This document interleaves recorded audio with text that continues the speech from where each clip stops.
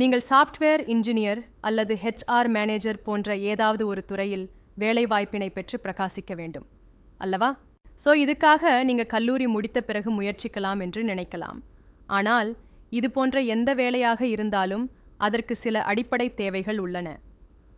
உதாரணமாக, software engineer ஆக வேண்டுமென்றால் கணினி உபயோகித்தல், டேட்டாபேஸ், லாஜிக் போன்ற விஷயங்களை இப்போதிருந்தே கற்றுக்கொள்ள வேண்டும். ஹெச்ஆர் மேனேஜர் ஆக வேண்டுமென்றால் அதற்கான திறனை வளர்த்து கொள்ளுதல் வேண்டும்.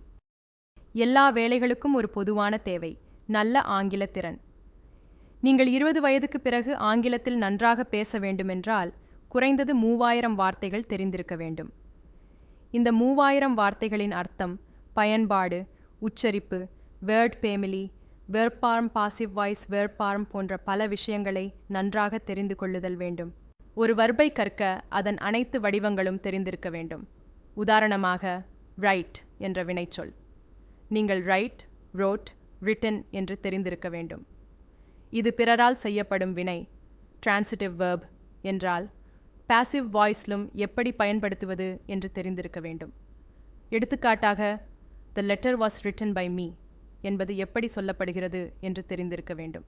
இவை அனைத்தையும் உயர்நிலைப்பள்ளி அல்லது கல்லூரி முடிந்த பிறகு கற்றுக்கொள்ள முடியாது. படிப்புடன் சைடு பை சைடாக கற்றுக்கொள்ள ஆரம்பிக்க வேண்டும். 7வது 8வது அல்லது 9வது வகுப்பிலேயே இதற்கான ஆரம்பித்தால் நீங்கள் நிச்சயம் கல்லூரி முடிக்கும்போது ஆங்கிலத்தில் பேசத் தொடங்கியிருப்பீர்கள். சாஃப்ட்வேர் இன்ஜினியர் அல்லது ஹெச்ஆர் மேனேஜர் ஆக வேண்டுமென்றால் உங்கள் பட்டம் மட்டும் போதாது. இன்ஸ்டாகிராம் போன்ற சோஷியல் மீடியாவில், வீடியோ கேம் போன்றவற்றில் உங்கள் நேரத்தை செலவு செய்து பிறகு வருந்தாதீர்கள். உங்கள் தினசரி முயற்சி, ஆர்வம், புதியவற்றை கற்றுக்கொள்ளும் தயக்கமில்லாத மனப்பான்மைதான் உங்களை வெற்றியடையச் செய்யும். இன்றே ஆரம்பியுங்கள். நாளை வெற்றி உங்களுடையது. வெற்றி உங்களுடையது என்பதில் கொஞ்சமும் சந்தேகமில்லை. வாழ்த்துக்கள்.